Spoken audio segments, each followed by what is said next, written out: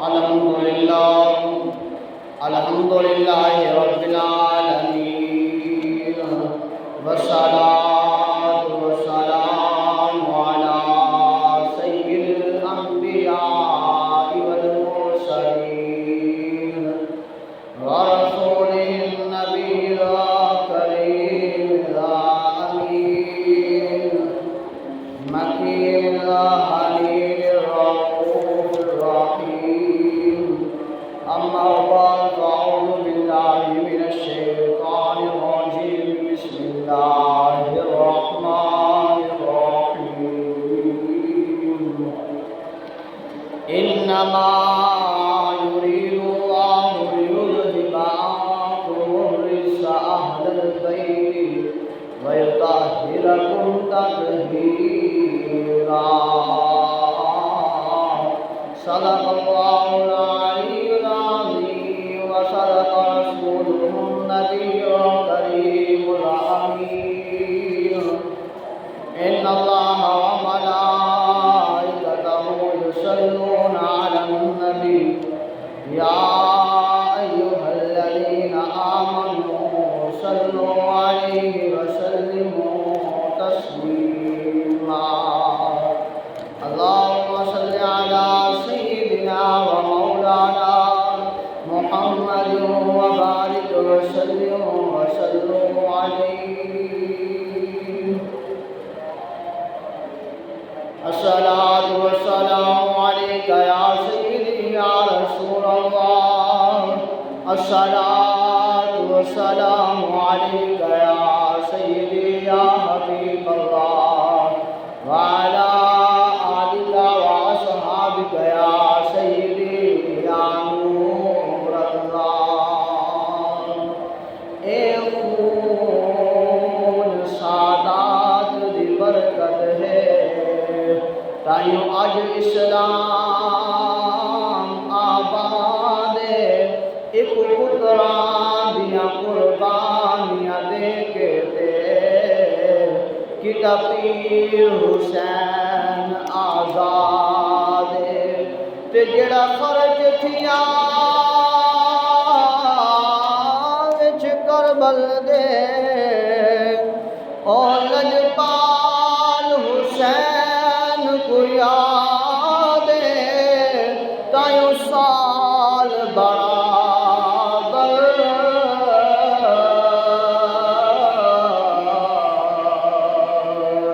وچ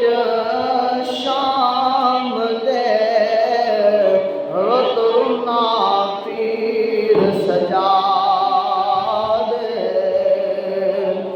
جڑا خرچ دیا وچ کربل دے اور لجپال حسین نو یاد تائیوں سال برابر وچ شام دے رتنا پیر سجاد او میاں دین اسلام دے کعبے دی رکھی پاک حضور بنیاد او میاں دین اسلام دے کعبے دی رکھی پاک حضور بنیاد اس دین اسلام دی چار دیواری تے لگدا دی بہن براد تے دتی بی جوڑی چھت کیتے کیتا فرش رنگین سجا دے او اس دین اسلام دی چار دیواری وچ اج ہر مسلم آباد اسا خادم آل محمد دے تے ساڈی جند تے جان حسین دتے پتر بھرا سب راہ خدا اور لایا بہو احسان حسین او یاد اج تائیں اساں سنیا نو لایا بوے سان حسین اسا اپنے کفن تے لکھوے سوں کہ ساڈا دین ایمان حسین ہو بنی ہاشم دے شہبازاں تے پابندیاں ان نال لاؤنی نالک یزید شکاریاں تو ساڈے قیمتی پر کٹواؤنی میاں نہ لڑدا جنگ کربل دی ساڈے صبرانو آزماؤنی سجاد کو جنگ دا اذن تا دیو کہ ساڈے پیو دا زور آزماؤنی پیا جان کے لگدا ہاں لاش میری تو تیرا قاتل سر نو چاہ کے حد مک گئی پیا شمر آندا میں کو تلخی نال آلا کے کہ اساں جت گئے ہاں جنگ کربل دی تیری سین دی نسل مکا کے مجبور جہان کو آپ سمائے میرے قیمتی پر کٹوا کے پر ہٹ ظالم جولی پاڑ دے میں کو سر مخدوم گرادا ہاتھ پیر بنا یاسین پڑھا جی شیوائے دنیا دا تے میں میت سوارن آندی ہاں ایک ویر ہے میں دکھیا دا سید نے کربلا میں وعدے نبھا دیے ہیں بلا نواز شریف سبحان اللہ سید نے کربلا میں وعدے نبھا دیے ہیں سید نے کربلا میں وعدے نبھا دیے ہیں دین محمدی کے گلشن کھلا دیے ہیں سید نے کربلا میں وعدے نبھا دیے ہیں بولے حسین مولا تیری رضا کی خاطر بولے حسین مولا تیری رضا کی خاطر ایک ایک کر کے میں نے ہیرے لٹا دیے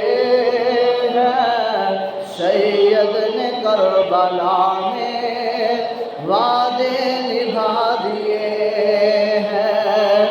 زینب کے باغ میں بھی دو پھول تھے مہکتے زینب کے باغ میں بھی دو پھول تھے مہکتے زینب نے وہ بھی دونوں راہ خدا دیے ہیں سید نے کربلا میں وعدے نبھا دیے ہیں زہرا کے ناز والے پھولوں پہ سونے والے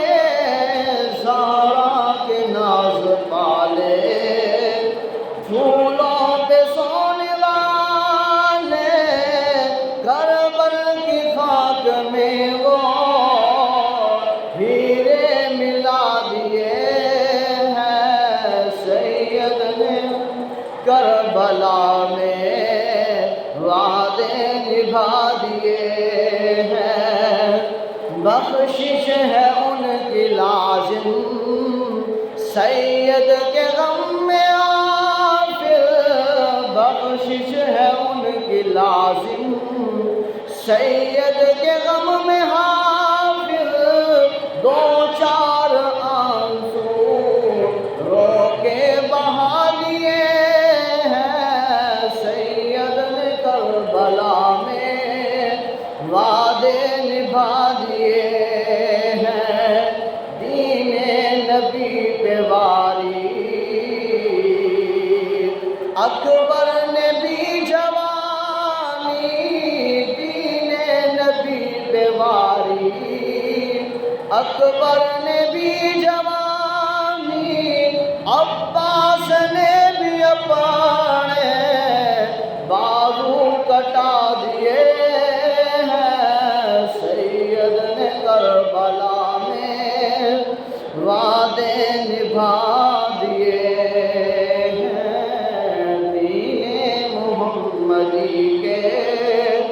گلشن کھلا دیے ہیں، سید نے کربلا میں وعدے نبھا دیے ہیں۔ حمد و ثنا کے بعد اللہ رب العزت کا احسان ہے کہ جس مالک العزت نے ہم سب کو پیدا فرمایا ہے، لاکھوں کروڑوں ان گنت درود و سلام امام الانبیاء صلی اللہ علیہ وآلہ وسلم کی ذات پر کہ جن کے صدقے سے اللہ تبارک و تعالیٰ نے ساری کائنات کو بنایا ہے، اور لاکھوں انگنت سلام ان ہستیوں پر جنہوں نے اپنا مال جان اللہ تبارک و تعالیٰ کی راہ میں قربان کر دیا۔ بلند آواز سے کہیے سبحان اللہ، اور دعا کرتے ہیں اللہ تبارک و تعالیٰ کی پاک بارگاہ میں کہ کریم خدا جو مسلمان بیمار ہیں انہیں شفاء کاملہ عطا فرمائے، اور جو بے اولاد ہیں کریم خدا انہیں نیک صالح اولاد عطا فرمائے۔ اللہ تبارک و تعالیٰ اپنے عظمت والے قرآن میں ارشاد فرماتا ہے، انما یرید اللہ لیذھب عنکم الرجس اہل البیت ویطہرکم تطہیرا۔ اللہ تو یہی چاہتا ہے کہ اے نبی کے گھر والوں تم سے ہر ناپاکی کو دور کر دے اور تمہیں پاک کر کے خوب صاف ستھرا فرما دے۔ اللہ تبارک و تعالیٰ تو یہی چاہتا ہے کہ اے نبی کے گھر والوں تم سے ہر ناپاکی کو، ہر نجس والی چیز کو دور کر دے اور تمہیں پاک کر کے خوب صاف ستھرا فرما دے۔ اب اللہ تبارک و تعالیٰ نے اہل بیت کو اللہ تبارک و تعالیٰ نے پاک فرمایا ہے، صاف فرمایا ہے، اور ناپاکی والی نجس چیز کو اللہ تبارک و تعالیٰ نے اہل بیت سے دور فرمایا ہے۔ تو اہل بیت نے ایمان کی بلندی کے لیے، ایمان کو لوگوں تک اسلام کو پہنچانے کے لیے انہوں نے دن رات کوششیں کی، حتیٰ کہ اپنی جانوں کا نذرانہ اللہ کی راہ میں قربان فرمایا تاکہ دین اسلام کو بلندی و بقا مل جائے۔ کیونکہ دنیا کی تو سید کو پرواہ نہیں ہے، دنیا کی تو لالچ نہیں ہے۔ اللہ تبارک و تعالیٰ نے ایسی لالچ کو، دنیا کے مال کو، دنیا کی دولت کو اللہ تبارک و تعالیٰ نے اہل بیت سے دور کر دیا ہے، انہیں اہل بیت کو اس چیز سے پاک فرما دیا ہے کہ دنیا کی لالچ انہیں نہیں ہے، بلکہ انہیں جو ہے وہ یہ ہے کہ دین کو سر بلندی مل جائے، دین لوگوں تک پہنچ جائے، اسلام لوگوں تک پہنچ جائے، اللہ اور اس کے محبوب کا فرمان لوگوں تک پہنچ جائے، شریعت محمدی صلی اللہ علیہ وسلم اصلی حالت میں لوگوں تک پہنچ جائے، دین خالص لوگوں تک پہنچ جائے، تاکہ لوگ اس دین پر عمل پیرا ہوں اور کل قیامت کے دن سرخرو ہو کر جہنم میں نہ بلکہ جنت میں چلے جائیں۔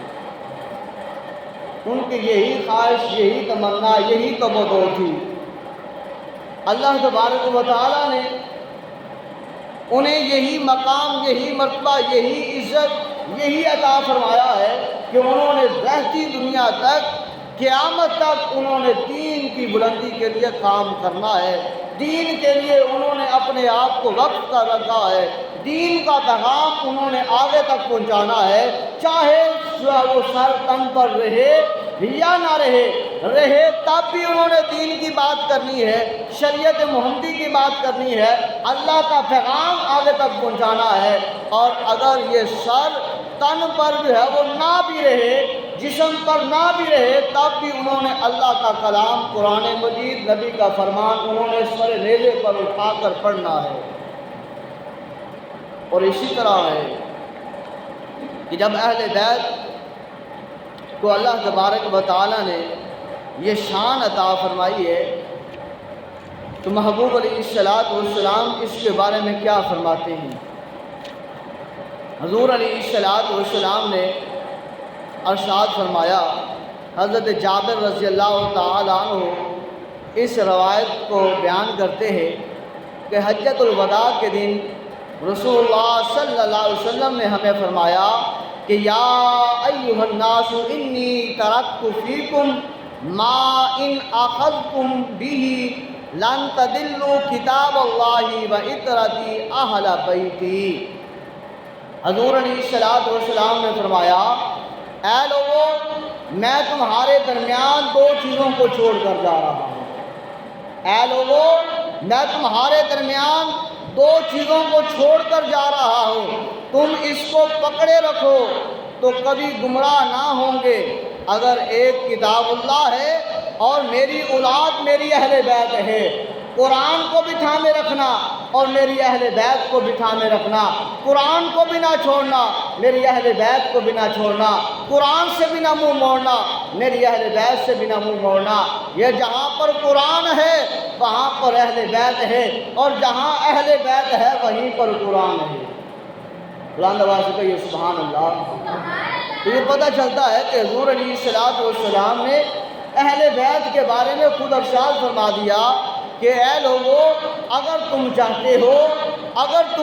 ہو کہ ایمان تمہارے کی حفاظت ہو، اگر تم چاہتے ہو راہ راست پر ہونا، تو دو چیزوں کو تھامے رکھنا، ایک قرآن کو، ایک اہل بیت کو۔ قرآن اور اہل بیت کو تھام کر رکھو گے کبھی تم گمراہ نہیں ہوں گے۔ اور دوسرے حدیث مبارکہ میں فرمایا، النجوم امان لأہل السماء وأہل بیتی ایمان لأہل الارض۔ حضور علیہ السلام نے فرمایا، آسمان والوں کے لیے ستارے امان ہیں، آسمان والوں کے لیے حضور فرماتے ہیں ستارے امان ہیں۔ فرمایا کہ زمین والوں کے لیے میری اہل بیت امان ہیں۔ ستاروں کے بغیر آسمان کی خوبصورتی نہیں ہے، اور اسی طرح زمین پر اہل بیت کے بغیر زمین والوں کے لیے خوبصورتی نہیں ہے۔ آسمان سلامت ہے، ستارے موجود ہیں، جب ستارے ٹوٹ جائیں گے آسمان ٹوٹ جائے گا، بکھر جائے گا، اور یہ کب ہوگا؟ وہ قیامت کا منظر ہوگا۔ اہل بیت زمین پر ہیں، زمین والے اس پر امان ہے۔ اگر اہل بیت سارے چلے گئے اور رخصت ہو گئے، کوئی اہل بیت زمین پر نہ بچا، نہ رہا، تو زمین ٹوٹ جائے گی، بکھر جائے گی، قیامت برپا ہو جائے گی۔ اس لیے فرمایا آسمان والوں کے لیے ستارے امان ہیں، اور زمین والوں کے لیے میری اہل بیت امان ہے۔ تو ہم اہل بیت سے محبت کرنے والے، صحابہ سے پیار کرنے والے، اہل بیت سے محبت رکھنے والے، صحابہ سے محبت رکھنے والے، اہل بیت سے عزت، تکریم اور پیار بھری نگاہوں سے دیکھنے والے، اور صحابہ اکرام رضوان اللہ تعالی علیہ مجمعین کا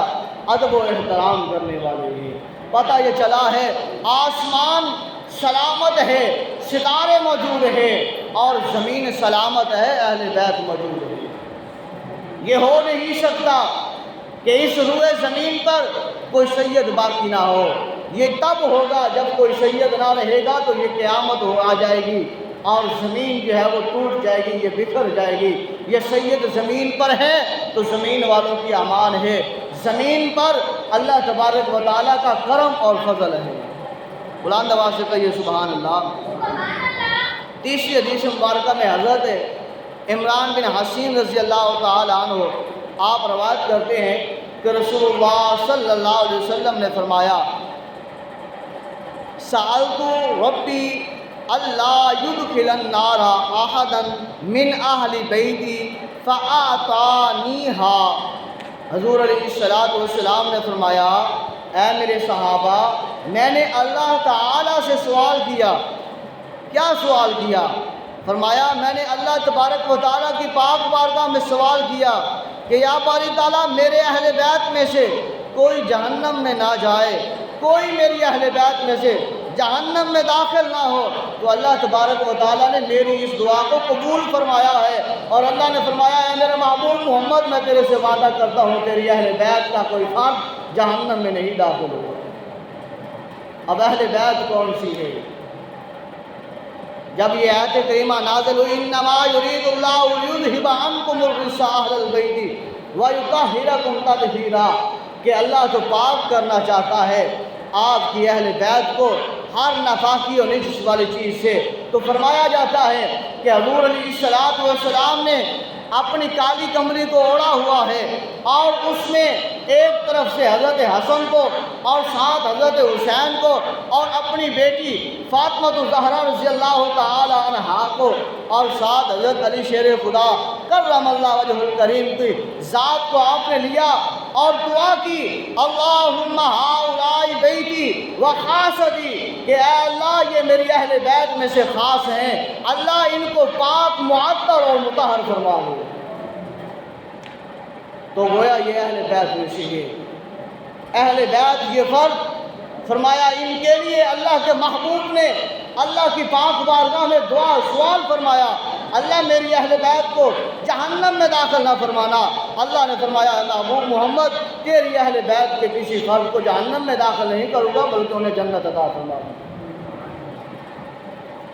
اور ایک اور حدیث مبارکہ میں آتا ہے کہ حضور سرور کائنات فخر موجودات صلی اللہ علیہ وآلہ وسلم نے ارشاد فرمایا ان مثل اہل بیتی فیکم مثل سفینتی نوح من رکبها نجا ومن تخلف عنها ہلکا۔ حضور علیہ السلام نے فرمایا بے شک میری اہل بیت کی مثال تم میں کشتی نوح کی طرح ہے۔ بلند آواز سے کہہ دیجیے سبحان اللہ، کیونکہ یہ ایسی باتیں ہوتی ہیں جو بار بار رپیٹ ہوتی ہیں، اور بچپن جب سے بندہ جو ہے وہ سننے کا عادی بنتا ہے تب سے لے کر قبر تک یہ باتیں بار بار سننے کو ملتی ہیں اور بار بار سنتے ہیں۔ یہ الگ بات ہے کہ دنیا کی رنگ رنگینیوں میں آ کر ہم قرآن و حدیث کے فرمان کو بھول جائیں، یہ الگ بات ہے، لیکن یہ ہم بار بار سنتے ہیں، چاہے وہ کتنا جو ہے وہ ادنا سے ادنا ہی مولوی کیوں نہ ہو، لیکن وہ جب بھی بات کرے گا قرآن اور حدیث اور نبی کے صلی اللہ علیہ وسلم کے پیارے صحابہ اہل بیت کے واقعات ہمیں بار بار ضرور سنائے گا۔ اور جب میں نے کشتی نوح کی بات کی، اور جو بزرگ نمازی ہیں وہ سنتے آئے ہیں، درس قرآن میں کشتی نوح کا واقعہ ضرور بیان کیا گیا ہے، اور وہ سنا کہ فرمایا حضرت نوح علیہ السلام نے 950 سال جب تبلیغ فرمائی، لوگ ایمان نہ لے کر آئے، اور حتیٰ کہ حضرت نوح علیہ السلام کو اذیت و تکلیف دینے لگے۔ حضرت نوح علیہ السلام نے اللہ کی پاک بارگاہ میں عرض کی باری تعالیٰ کیا ان میں کوئی ایمان والا رکھا ہے، ان کی نسلوں میں کوئی ایمان والا باقی ہے؟ تو اللہ نے فرمایا اے میرے نوح ان کے یہاں ان کی نسلوں میں ہم نے کوئی ایمان والا نہیں رکھا، باقی موجود نہیں ہے۔ تو پھر حضرت نوح علیہ السلام نے دعا کی اللہ پھر ان کو تباہ فرما دے۔ اللہ نے فرمایا اے نوح پھر ایک کشتی تیار کر لے، جب وہ کشتی تیار ہو جائے اور جو تجھے اور مجھے ماننے والے ہیں، جو میں خدا کو اور تیری نبوت کو ماننے والے ہیں، تسلیم کرنے والے ہیں، انہیں اس کشتی پر سوار کر لینا، اور جو باقی رہ جائیں گے میں ان کو تباہ و برباد غرق کر دوں گا۔ تو میں نے یہ حدیث مبارکہ جب بیان کی کہ اللہ تبارک و تعالیٰ کے پیارے محبوب صلی اللہ علیہ وسلم نے فرمایا اے میرے صحابہ بے شک میری اہل بیت کشتی نوح کی طرح ہے، تو فوراً زبان کے اوپر آ جانا چاہیے سبحان اللہ کہ کشتی نوح کا واقعہ کتنا پیارا ہے۔ فرمایا میری اہل بیت تمہارے طرح تمہارے درمیان کشتی نوح کی مانند ہے، فرمایا وہ کیسے؟ جو کشتی پر سوار ہوا وہ ایمان والا تھا، بے ایمان کافر کوئی جو ہے وہ اس کشتی پر سوار نہیں ہو پایا، حتیٰ کہ حضرت نوح علیہ السلام کا بیٹا جس نے انکار کیا وہ بھی اس کشتی پر سوار نہ ہو پایا، بلکہ اس پانی میں تباہ و برباد ہو گیا۔ تو فرمایا کشتی نوح کی مانند میری اہل بیت ہے، اور اسی طرح فرمایا جو اس پر سوار ہو گیا وہ نجات پا گیا، اور جو اس سے بغض رکھے گا دور ہو گیا، فرمایا وہ تباہ و برباد ہو جائے گا۔ گویا کہ جو اہل بیت سے محبت کرے گا، مودت کرے گا، حضرت امام حسن رضی اللہ تعالی عنہ کی ذات ہو، یا حضرت امام علی مقام حضرت امام حسین رضی اللہ تعالی عنہ کی ذات ہو، یا سیدہ طیبہ طاہرہ زاہدہ عابدہ کاشفہ مکشفہ عالمہ معلمہ حضرت فاطمہ الزہرا رضی اللہ تعالی عنہا کی ذات ہو، یا حضرت علی شیر خدا کرم اللہ وجہ الکریم کی ذات ہو، جب بھی اہل بیت کی بات ہو تو ہمارا دل شرسار ہو جائے محبت سے، ایمان ہمارے دل میں بھر آئے، کیونکہ جب اہل بیت کی محبت پیار دلوں میں امڑتا ہے تو وہ ایمان کی نشانی ہوا کرتا ہے۔ تو فرمایا وہ ایمان والا وہی راہ راست پر ہے کشتی نوح کی مانند، کیونکہ اہل بیت ہے۔ فرمایا جو محبت کرے گا کشتی نوح کی طرح وہ نجات پا جائے گا، جو بغض رکھے گا اہل بیت میں سے کسی ایک فرد کا بھی تو فرمایا وہ ناکام ہو جائے گا، وہ پھٹک جائے گا، وہ گمراہ ہو جائے گا۔ تو لہذا ایک اور حدیث مبارکہ میں آتا ہے، حضرت زید بن ارقم رضی اللہ تعالی عنہ آپ فرماتے ہیں کہ رسول اللہ صلی اللہ علیہ وسلم نے فرمایا انا تارک فیکم الثقلین اولہما کتاب اللہ فیہ الہدی والنور فخذوا بکتاب اللہ واستمسکوا بہ فحث علی کتاب اللہ ورغب فیہ ثم قال واہل بیتی اذکرکم اللہ فی اہل بیتی اذکرکم اللہ فی اہل بیتی، اور میں تم میں دو نفیس دو گراں قدر چیزیں چھوڑ کر جا رہا ہوں۔ یہاں پر پھر یہی بات ہے، حضور فرماتے ہیں لوگوں سنو، میں تم میں دو نفیس چیزیں دو پیاری چیزیں میں چھوڑ کر جا رہا ہوں، دو گراں قدر چیزیں جو بڑی قدر والی ہیں، بڑی منزل والی ہیں، اس سے بڑی قدر والی چیز نہیں ہے۔ فرمایا وہ دو چیزیں چھوڑ کر جا رہا ہوں۔ یا رسول اللہ صلی اللہ علیہ وسلم وہ کون سی ہے؟ حضور فرماتے ہیں ان میں پہلی چیز کتاب اللہ ہے، اللہ کا قرآن ہے، اللہ کا قرآن ہے جو میں تمہارے درمیان چھوڑے جا رہا ہوں۔ سب سے بڑی چیز، سب سے بڑی چیز، سب سے پہلی چیز، سب سے اعلیٰ چیز، سب سے افضل چیز میں قرآن کو چھوڑے جا رہا ہوں۔ فرمایا اگر تم اس قرآن سے محبت کرو گے، قرآن تمہیں ہدایت دے گا، قرآن تمہیں نور کی طرف لے جائے گا، قرآن تمہیں گمراہی سے دور کرے گا، نور کی طرف لائے گا، ہدایت کی طرف لائے گا، جہنم سے بچائے گا، جنت کی طرف لے جائے گا۔ اور فرمایا دوسرا نمبر پر تو رسول اللہ صلی اللہ علیہ وسلم نے فرمایا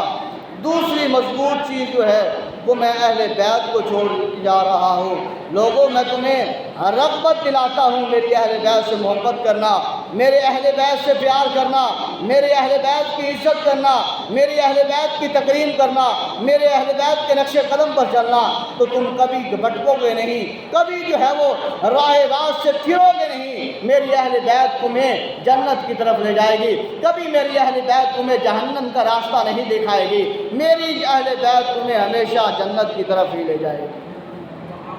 اور یہ حقیقت ہے، قرآن نور ہے، یہ جنت کا راستہ دیتا ہے، اہل بیت ہدایت کا راستہ ہے۔ یہ دونوں قرآن اہل بیت کے ساتھ ہے، اہل بیت قرآن کے ساتھ ہے۔ اور یہ ہم نے یہ دیکھا اس کربلا کی زمین پر کہ جب قرآن کو دیکھا گیا تو قرآن اہل بیت کے ساتھ ہے، اور جب اہل بیت میں سے حضرت امام حسین کی شہادت ہوتی ہے تو پھر ہم نے دیکھا قرآن نے پھر بھی راستہ نہیں چھوڑا۔ حضرت حسین نے قرآن کو ایسے تھاما ہوا ہے کہ جسم آپ کا ظاہری جسم اس کربلا کی زمین پر ہے اور یہ تن، یہ سر مبارک آپ کا نیزے کی نوک پر ہے، لیکن قرآن نہیں چھوڑا۔ زبان کے ساتھ الف لام میم سے تلاوت جاری ہے اور والناس تک قرآن پاک کی تلاوت جاری و ساری رہتی ہے۔ اس روئے زمین پر یہ کرامت حضرت حسین رضی اللہ تعالیٰ عنہ کی ذات کی ہے کہ جسم سے سر الگ ہے، اور جسم سے سر الگ ہو کر جس شخصیت نے اس کائنات میں پورے قرآن پاک کی تلاوت کی ہے وہ واحد حضرت امام علی مقام حضرت حسین کی ذات ہے۔ تو اس لیے فرمایا خون سے چراغ دین کا جلایا حسین نے، خون سے چراغ دین کا جلایا حسین نے، رسم وفا کو خوب نبھایا حسین نے، خود نے تو ایک قطرہ پانی کا نہ پیا